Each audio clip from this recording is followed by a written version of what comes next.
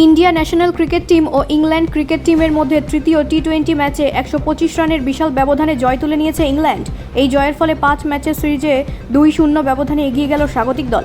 ভারতের ব্যাটিং ও বোলিং দুই বিভাগেই ধারাবাহিকতা ও পরিকল্পনার অভাব স্পষ্ট হয়ে ওঠে।